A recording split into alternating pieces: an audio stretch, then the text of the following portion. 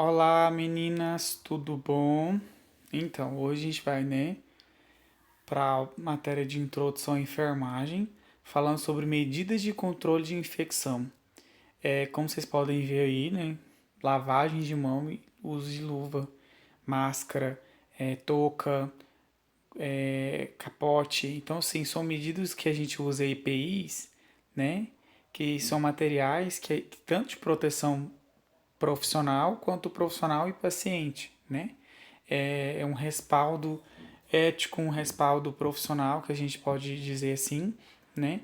É uma matéria muito fundamental para vocês e que vocês, como profissionais de enfermagem futuras, né, são responsáveis de fazer esse controle, né? O que são infecções hospitalares, então, professor? A infecção hospitalar ou infecção relacionada à assistência em saúde, as IRRAs, é definida como qualquer infecção adquirida enquanto a pessoa está internada no hospital, podendo se manifestar ainda durante a internação. Então, há infecções hospitalares que o paciente apresenta para a gente ainda dentro da unidade hospitalar ou após a alta, desde que seja relacionada com a internação ou a procedimentos realizados no hospital. Então, às vezes o paciente, realiza uma sonda vesical de demora, que é aquela sonda que a gente passa para o paciente fazer xixi, e manda ele embora para casa. Só porque lá na residência dele ele vai adquirir uma infecção, no primeiro, segundo dia. Aí a gente tem que avaliar se essa infecção foi por mal cuidado, higienização intra-hospitalar ou então já dentro do domicílio do paciente, né? Então tem os sinais flogísticos que a gente pode avaliar. Isso a gente vai aprender lá em fisiopatologias, fisioprocedimentos, então é uma matéria específica, acho que no módulo 2 que se a gente vai introduzir mais, ou então tem no módulo 1 é a próxima matéria que a outra professora vai dar para vocês. Mas assim, deu para vocês correlacionarem, né? Como se adquire infecções hospitalares, então, professor? Porque assim, né?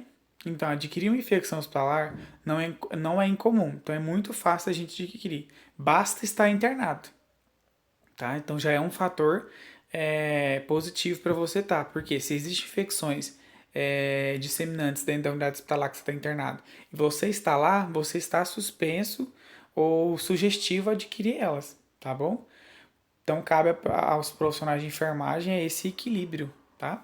Pois este é um ambiente que tem muitas pessoas doentes em tratamento com antibiótico terapia. Então, no hospital, no quarto que você vai estar, dificilmente não vai ter um paciente que vai estar fazendo tratamento de antibiótico, tá? Vai estar com inflamação, com uma infecção, tá?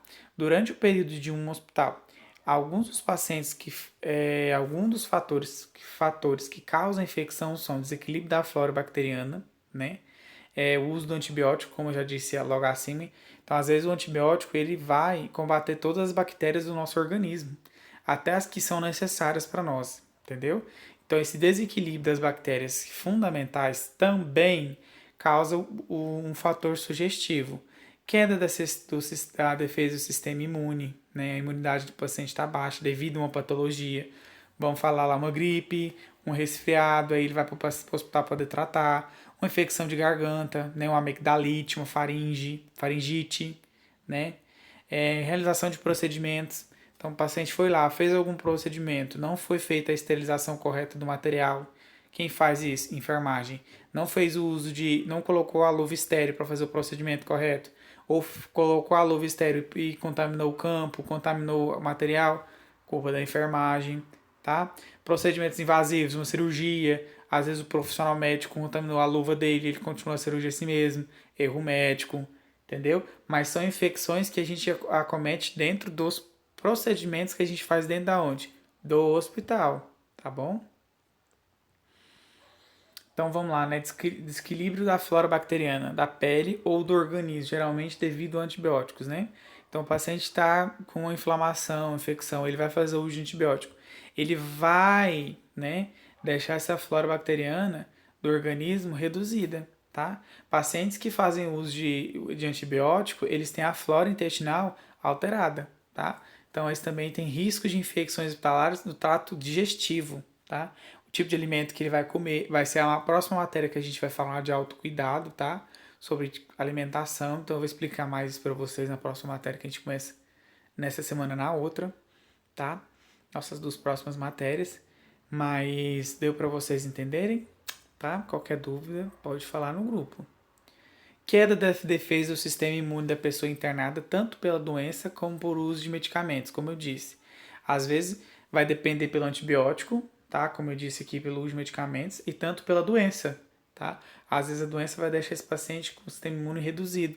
Um paciente com HIV, lembra quando eu falei para vocês?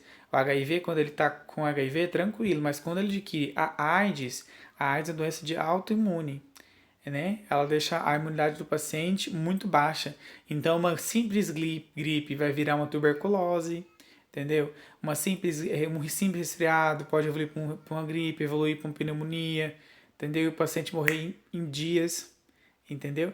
Não é a AIDS que mata, mas sim o que ela causa no sistema imunológico.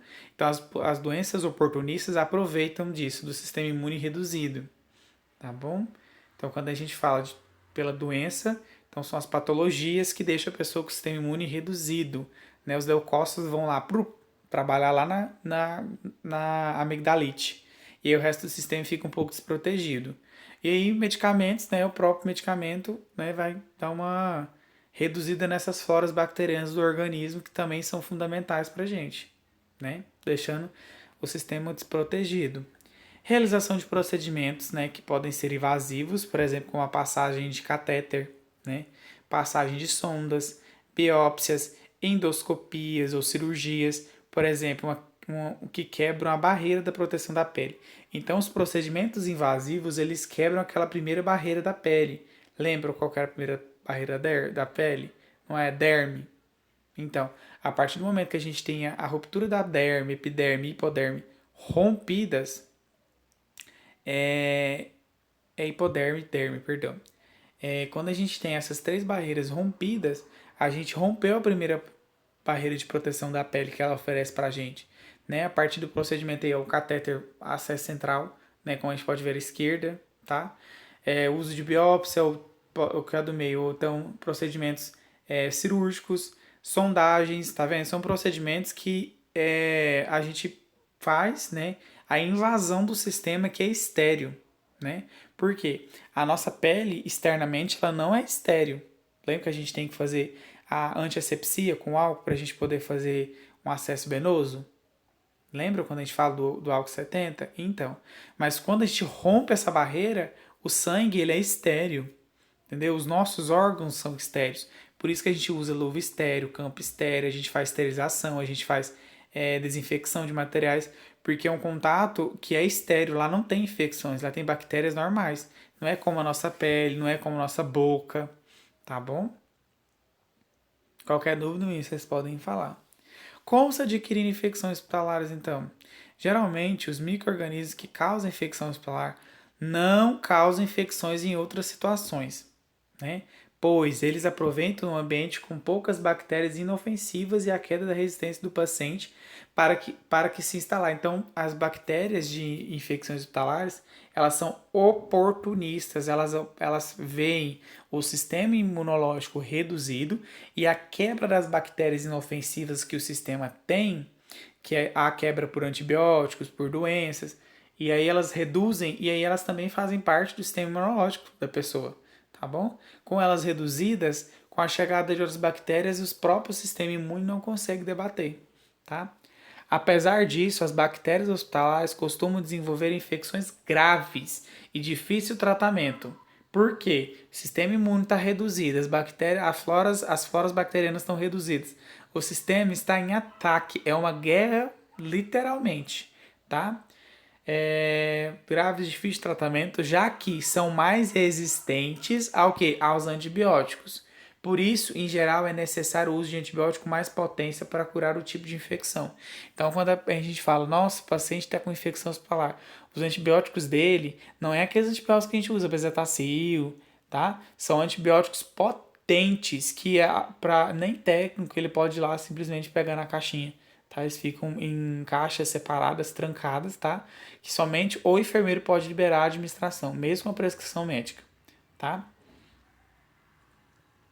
Quem mais quem tem mais vulnerabilidade a adquirir tais infecções? Tá, professor, tem um índice de pessoas ou situações? Tem, tá? Além de imunossuprimidos, que eu já disse, pessoas por doenças ou por uso de medicamentos, existem outras situações que permitem a vulnerabilidade a essas infecções, tais como pacientes idosos e recém-nascidos, eles têm vulnerabilidade porque o sistema imunológico deles ou está iniciando ou está em queda, tá? O paciente idoso ele não tem o mesmo sistema imune que eu hoje, né? Que tenho 23 anos, estou com uma atividade física correta, uma alimentação correta, tá bom? Meu sistema está em total a vapor. Quando eu estou idoso, meu sistema dá uma caída, né? Porque já tá velho, já tá desgastado, entendeu? Então, por isso os pacientes idosos, eles têm mais índice de infecções nessa situação e recém-nascidos. Por quê? Ele acabou de nascer, ele não tem um sistema imunológico que teve contato com todas as bactérias, entendeu? Com todos os vírus. Por isso que crianças vivem gripadas, porque são os vários vírus, elas não conhecem ainda, entendeu?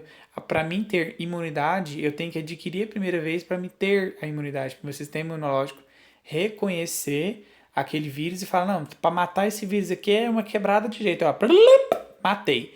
Agora chega um vírus novo, é o corona. Um exemplo, né? O nosso sistema imúnico não conhece ele. Como que o meu sistema vai combater ele se eu não tenho uma vacina? Né?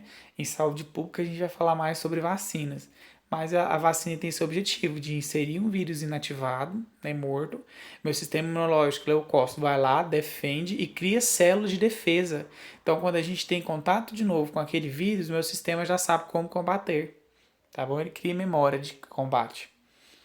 Pacientes portadores de diabetes mellitus descompensado, então um paciente que tem diabetes e não tem ela controlada, ele é sugestivo e vulnerável a infecções hospitalares, tá bom? Então o paciente chegou, ele tá com diabetes, ele é diabetes e tá com ela descompensada, ela tá subindo, tá descendo, tá subindo, tá descendo, tá subindo, tá descendo, é um paciente que tem vulnerabilidade a adquirir infecção hospitalar, então você vai abrir o olho com ele, tá bom?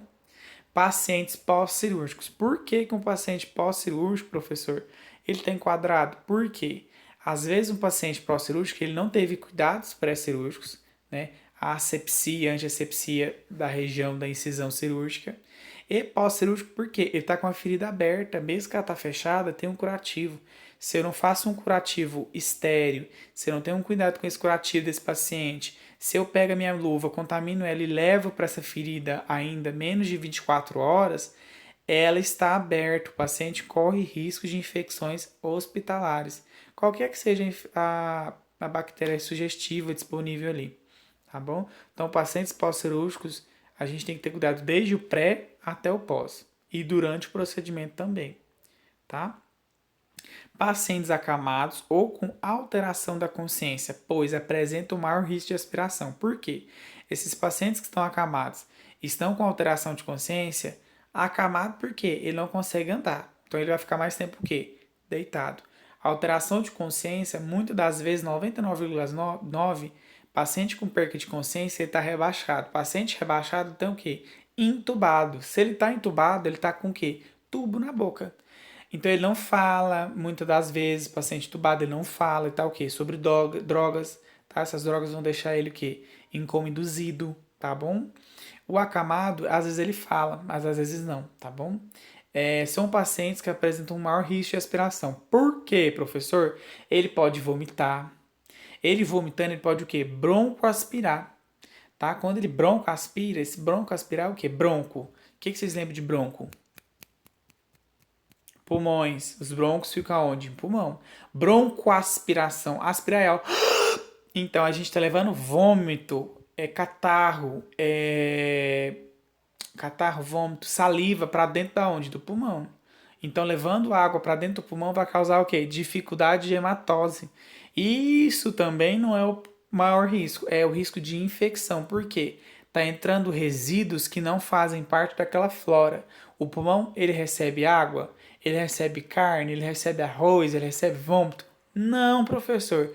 Então, tudo que entrar lá que não é dele vai causar o quê? Infecções. Então, o paciente vai ter febre, ele vai ter dor. Então, o paciente, quando ele tiver com sintomas de broncoaspiração, ele vai ter febre, tá bom? porque é infecção.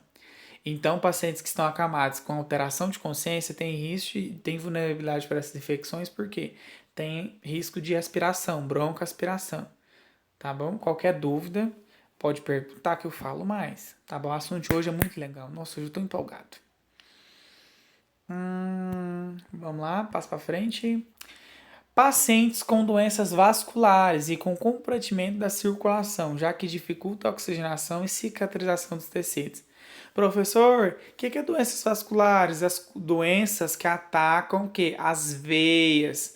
Aquelas pacientes que têm o quê? Varizes, que têm o quê? Veias estouradas, vamos dizer assim, tá bom? Por quê? Quando ele tem esses vasos comprometidos, vai dificultar a oxigenação. Dificultando a oxigenação, os tecidos da cirurgia, de uma ferida, eles não vão cicatrizar. Não cicatrizando com o tempo esperado, que é 24 horas, 36 horas, 72 horas, vai ficar mais tempo aberto. Mais tempo aberto é o quê? Risco de infecção. Porque quanto mais aberto ele ficar, qualquer vacilo vai entrar o quê? Um fungo, uma bactéria, entendeu? E causando o quê? Uma infecção intra-hospitalar. Tá bom? Então agora tá entendendo um pouco do conceito do que é as infecções hospitalares? São o quê? São bactérias e vírus, o que seja, que elas tiram oportunidade da situação de entrar ao sistema do paciente, causando infecções no hospital, tá bom? E levando, gente, essas bactérias elas são super resistentes. Por quê? Se ela sobreviveu ao álcool, se ela sobreviveu ao desinfetante, ao desintoxicante, desinfetante, o que seja daquelas medicações, não, daqueles materiais de limpeza, então elas, minha filha, então elas, por um antibiótico combater elas são carniceiras, vamos dizer assim, as bichas é canibal, é da porreta. Pacientes também com uso de dispositivos invasivos, como sondagem, né, urinária, que é a sonda vesical de demora, inserção de catéter venoso, que ó, esse tipo de catéter aqui à esquerda, tá bom? Também pode ser um dos usos, ele pode ser venoso, ele pode ser acesso central, que é direto à artéria, ou direto ao acesso do coração. Utilização de ventilação por aparelhos, né? São aqueles pacientes que estão entubados, que eles precisam de ajuda, porque tem perca de consciência. Você tem perca de consciência, o sistema nervoso não está comandando o corpo. Então, a respiração é a que mais ataca. Se não tem ar entrando, o paciente vai ter o quê? Morte por falta de oxigenação, parada cardiorrespiratória, tá bom?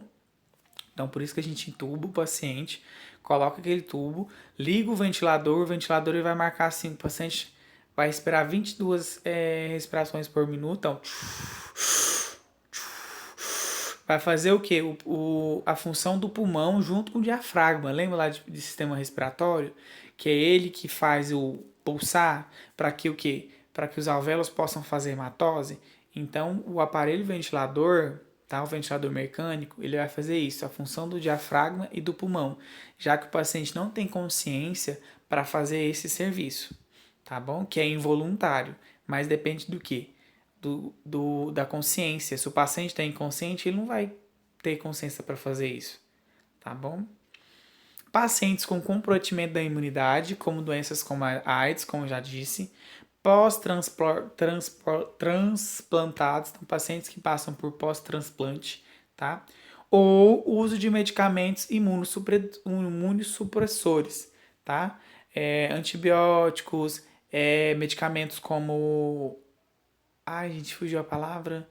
Retrovirais, tá bom? Para evitar contaminações. Por um lado, ele combate algumas bactérias, mas reduz a flora também, tá? Qualquer dúvida vocês podem perguntar. Além disso, quanto maior o tempo da internação, maior risco de adquirir uma infecção hospitalar, pois há maior chance de exposição aos riscos e micro-organismos responsáveis. Então, o paciente só precisa estar internado. Ele estando, mais há riscos maiores, né? Eu tô lá simplesmente à espera de uma transferência, mas eu tô com uma fratura, né, no membro inferior direito. Mas preciso de cirurgia e a unidade municipal não faz cirurgia ortopédica. Só porque eu vou pro Hugo, só porque o Hugo tá lotado para poder me receber. Aí o que acontece? Eu vou ficar no hospital municipal por 15, 20 dias. O que acontece? Além do intra, que esse osso vai estar quebrado, vai estar com vasos rompidos, várias coisas, além da infecção que pode ocasionar pelo trauma, né, que eu tive, de seja acidente de moto, queda de escada, queda de própria altura. Queda de própria altura eu caí sozinho, tá bom? Acontece muito com idoso. Eu vou estar com acesso venoso, tá? Eu vou estar com catéter, eu vou ficar mais tempo, então eu posso me contaminar por passar a mão no corredor, passar no olho, na boca. Então, quanto mais tempo eu estiver na internação, mesmo não tendo nenhum dos fatores acima citados, como eu já disse, eu vou estar tendo mais chance de ter exposição a esses micro-organismos que estão espalhados no hospital, que muitas vezes a asepsia não foi correta, a limpeza, a desinfecção, que parte desde a enfermagem a profissionais da limpeza, tá? Da CCH também, tá? Como controlar essas infecções, então, professor? O que a gente pode fazer? Quais são as medidas? Quem pode nos ajudar? Porque nós estamos sobrecarregadas, realmente. A enfermagem é muito sobrecarregada. Por isso, tem uma comissão dentro do hospital que faz isso pra gente. Vamos dar uma olhada? Então, no Brasil, o Ministério da Saúde e a Anvisa, vocês estão vendo que são três órgãos topíssimos, entendeu? Dois órgãos, perdão, que é o Ministério da Saúde e a Anvisa. Determinam que todo ambiente destinado a cuidados com saúde possuam cuidados com prevenção de infecção hospitalar. Então, desde o momento que a unidade que você trabalha, ela presta cuidados à saúde, então ela tem que ter controle dessa prevenção de infecções hospitalares, seja uma clínica, um posto de saúde, um hospital, tá bom? Portanto, toda unidade hospitalar deve implementar uma CCH, tá? Comissão de Controle de Infecções Intra-Hospitalares, tá bom? A fim de elaborar um programa de controle de de infecção hospitalar, com o objetivo de reduzir ao máximo os números de infecções adquiridas no hospital, bem como taxa de micro-organismos multiresistentes, tá bom? Portanto, né, toda unidade hospitalar tem que ter uma CCH, tá?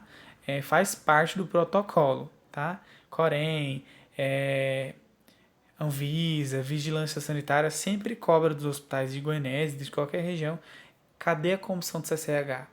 Só, tá bom? Quais são os protocolos da CCH da unidade do hospital municipal? Quando a gente pegar estágio lá, se eu tiver oportunidade, se for eu também, né? Eu mostro isso um pouco para vocês. É mais serviço do enfermeiro, mas vocês também têm que conhecer. Por quê? Tem hospitais que dão uma oportunidade para os técnicos de enfermagem fazerem parte da CCH. Não somente enfermeiros, médicos, fisioterapeutas, tem todos os profissionais que podem estar lá dentro. O técnico também, tá? Ele tem competência, ele tem formação acadêmica para isso, tá bom? Por isso que é importante vocês se capacitarem, não se prenderem somente ao que a gente passa aqui na sala de aula para vocês, tá bom? O YouTube tá aí. Do mesmo jeito que eu posto aula, tem outros professores lá, às vezes, postando aula de graça. Eles nem recebem, eu recebo. Às vezes tem pessoas que têm canal e postam conteúdos maravilhosos, gente. Vocês estão perdendo, viu? Para quem não faz. Para quem faz, parabéns. Então, né, o que é a CCIH? A principal função da CCIH é reduzir o risco de aquisição de infecções hospitalares, como eu já disse, por parte dos usuários da unidade de saúde, né, dos clientes, pacientes, tá? Especialmente a pacientes internados, a fim de melhorar a qualidade de assistência, né? Por quê? Muitas vezes essas infecções podem ser acometidas durante a assistência, tá? Com a criação de protocolos internos que atendam às necessidades específicas da unidade hospitalar. Então a CCH ela não engloba tudo, tá? Ela não é igual o COFEN, que é o diretorzão Chopão. Ela é igual o Corém, ela atende cada estado. Então a CCH ela atende a cada hospital, tá bom? A CCH do posto de saúde, por exemplo, não é a mesma CCH do hospital municipal, não é a mesma CCH de uma UTI, tá bom? Ela atende de acordo com o risco de infecção de cada unidade, tá bom? Então, as atribuições da CCH: elaborar normas de rotina para limpeza e desinfecção do ambiente, tá? Eu falei na aula passada o que é desinfecção, tá? Determinação de regras para pacientes, visitantes e profissionais para diminuir o risco de infecções, tá? Estimulação de medidas de higiene, principalmente o quê? Das mãos. Contaminação cruzada acontece muito por mão, uso de luva incorreto, de lavagem das mãos incorretas, orientação para o uso correto de antibióticos, tá? Então a CCH ela é responsável por criar protocolos. Quando eu vou usar o antibiótico X para amigdalite, se esse não fez efeito, depois esse. Então a primeira, segunda, terceira escolha é a CCH que implanta isso dentro do hospital municipal, por exemplo, tá? Orientação sobre o uso de produtos químicos para eliminar micro-organismos, para o quê? Para esterilização, tá? Para desinfecção de ambientes, chão, parede. Então é a CCH que faz isso. Qual tipo de desinfetante a gente vai usar no centro cirúrgico? Por quanto tempo? Por quê? Se eu usar um desinfetante lá, né? Não é esse desinfetante que a gente compra no supermercado, não. É desinfetante mesmo, tá? Por mais de 5, 6 meses, às vezes aquelas bactérias criam resistência a ele. Então a CCH entra com isso. Ela cria protocolos para mudar diariamente ou então mensalmente, semestralmente, trimestralmente os produtos de limpeza para quê? Para aquelas bactérias não criarem resistências. Quando ela começar a acostumar com o Rexona, a gente já entra com IP, entendeu? Então assim, elas sempre vão estar sob ataque de vários guerreiros e não sempre o mesmo guerreiro. Então ela nunca vai aprender a criar memória.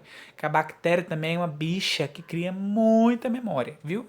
Vírus também. Por isso que a gente está sofrendo com o corona.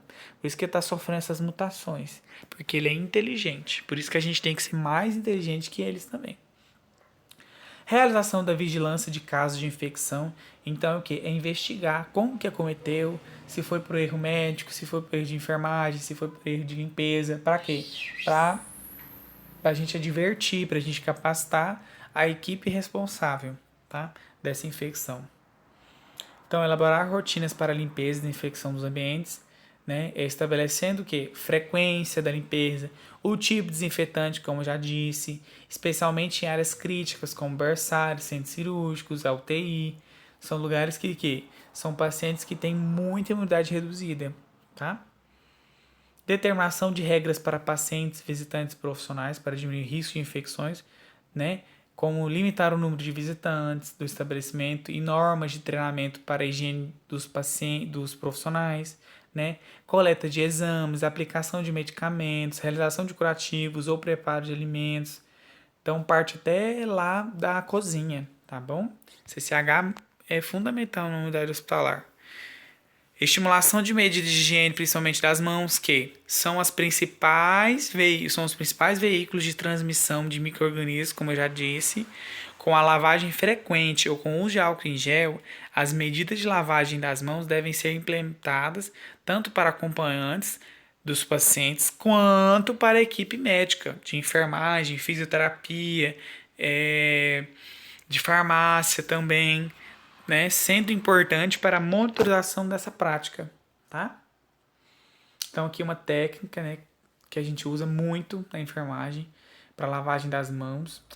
Então, primeiro, antes de contato com o paciente, eu tenho que lavar porque eu não posso levar uma infecção de um balcão de outro paciente para ele. Antes da realização de um procedimento asséptico, né, que é o que? Passagem de sonda, colocar uma veia, pegar um acesso, né, na veia, tá? O terceiro, após o risco de exposição de fluidos corporais, né? Às vezes eu fui mexer com o paciente, ele chorou, ele tossiu, ele espirrou, tá bom? Então eu vou lavar minhas mãos.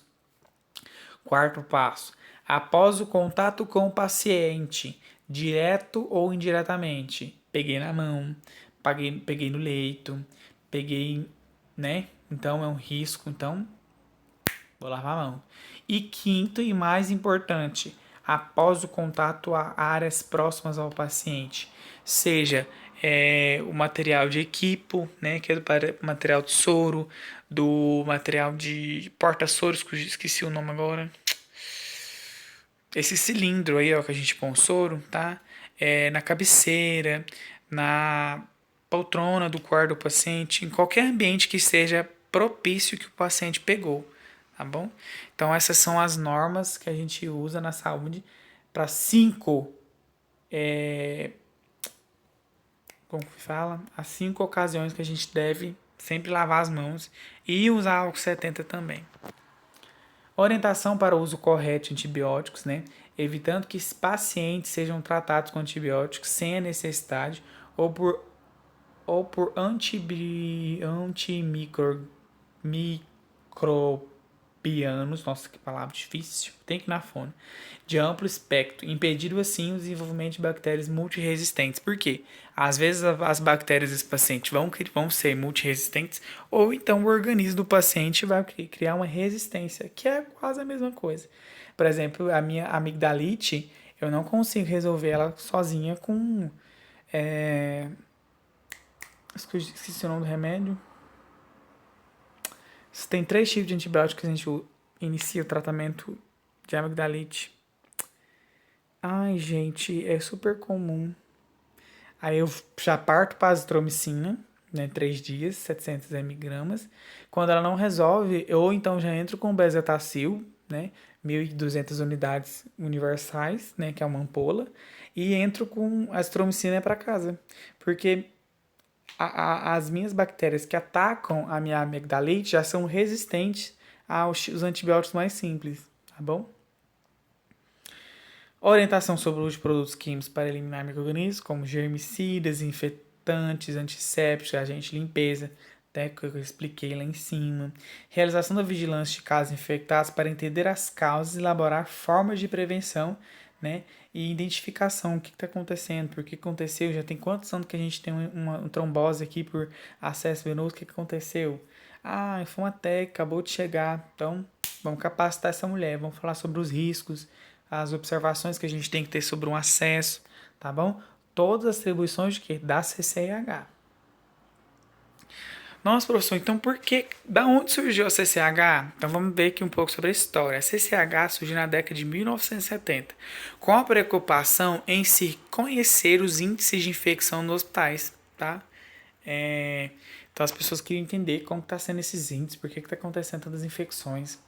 E tem como principal responsabilidade a implantação de ações de biossegurança, tá? Também, que corresponde à adoção de normas e procedimentos seguros e adequados na manutenção à saúde dos pacientes e dos profissionais visitantes / acompanhantes também, que eu esqueci de falar, tá? Então, ela tem todo esse objetivo, tá? A partir dessa carência, eles criaram essa comissão, né? Gente fugiu, de controle de infecções hospitalares. Então, quais as medidas de enfermagem para diminuir as infecções intra-hospitalares? Né? Higienização das mãos com água e sabão entre os procedimentos de assistência e sempre que puder o uso de álcool 70 também, tá bom? Ele sozinho não vale nada, vamos dizer assim, tá? Vai chegar um tempo que a gente tem que lavar todas as bactérias que estão mortas, substâncias, resíduos estão na mão, tá bom? Higiene correta das mãos, com aquela técnica que a gente já falou na última aula também. Seguir as normas antissépticas do paciente, né?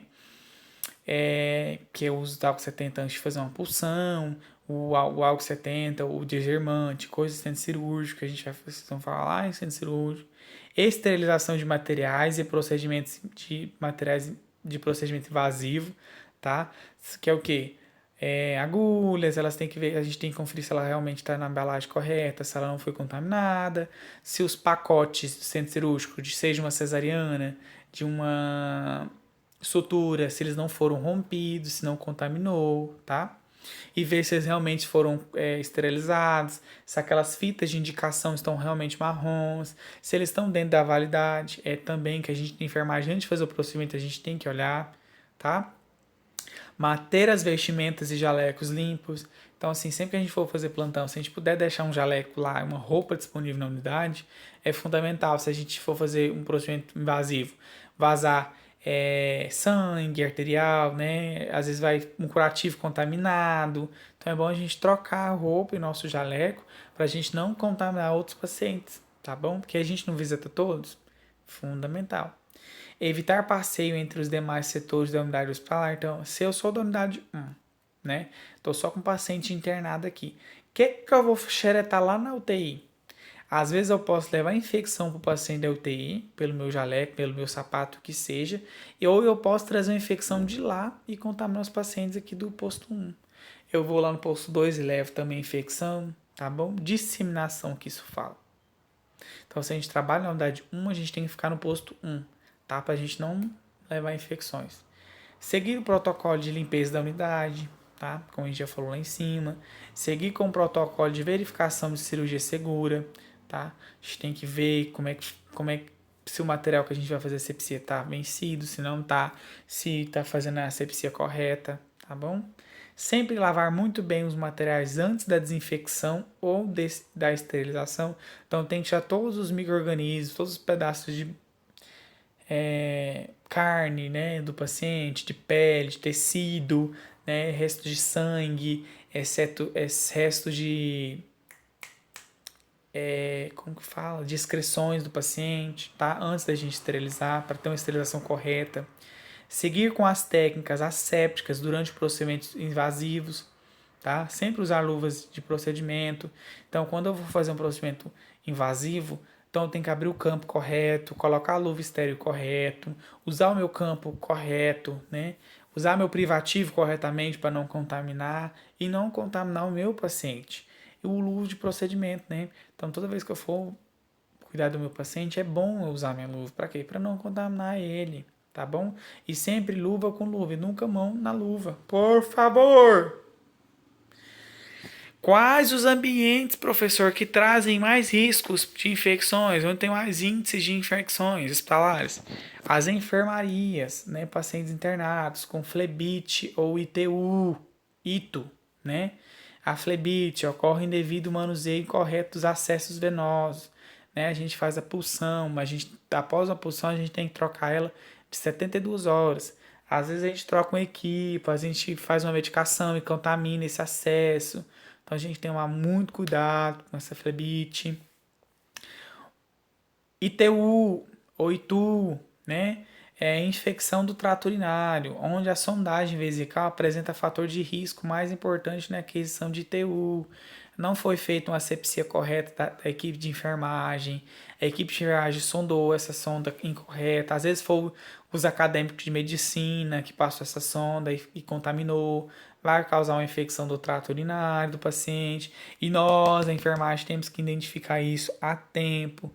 Como, professor? Sinais flogísticos. O paciente apresentou febre, às vezes teve diarreia, vômito. A gente vai avaliar essa sonda. Está irritado, o paciente está clamando, queixando de coceira, está quente, está avermelhado, tá saindo pus, tá bom? São sinais flogísticos, tá? Característicos.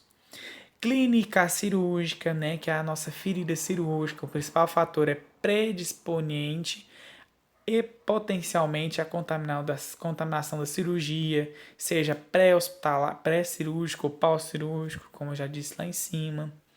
Sala vermelha, né, que é a pneumonia, são fatores como idade, patologia de base, né, instrumentação de trato respiratório ou colonização do orofaringe na flora intestinal, pacientes entubados têm grande chance de pneumonia. Por quê, professor? A falta de asepsia da, da boca, da língua desse paciente vão criar o quê? Floras. Floras de quê? De bactérias que vão descer para onde? Para o pulmão, causando uma pneumonia bacteriana. Ou então, colonização da orofaringe. São bactérias do intestino, o paciente não está comendo, o paciente não está fazendo higienização da boca, o quê? Então a flora intestinal vai subir para a orofaringe. Orofaringe é aqui, ó, na traqueia, tá bom? Na faringe, no nosso efinho, garganta. Então vão trazer floras de lá, porque o paciente vai estar acamado, como que a gente fala, gente? O declínio do paciente vão fazer que a flora intestinal suba, bactérias de lá. E as bactérias que pertencem à flora intestinal, para o intestino, é fundamental. Foi para o sistema urinário, causa grandes infecções. Foi para o trato respiratório, causa infecções. Por quê, professor? São bactérias que estão presentes somente no intestino. O sistema respiratório não tem as bactérias que estão no intestino, porque as do intestino são comedoras. As da respiração não são, tá? São indutoras, vamos dizer assim. Então, tem alguém diferente no sistema, causa o quê? Uma infecção, contaminação, tá bom? Portanto, a arte do cuidar deve ser feita com aqueles que possuem o chamado do amor, como eu já disse, né? Para tomar todas essas precauções, a gente tem que amar muito a nossa profissão e amar muito o que a gente faz, para a gente amar muito os nossos pacientes. Por quê? Eles não têm culpa, tá? Da situação que eles estão. Mesmo se eles estão agressivos, mesmo se eles estão nervosos, a gente tem que tratar eles da forma como a gente quer ser tratado. E a enfermagem é a maior arte que consegue desenvolver isso, tá bom?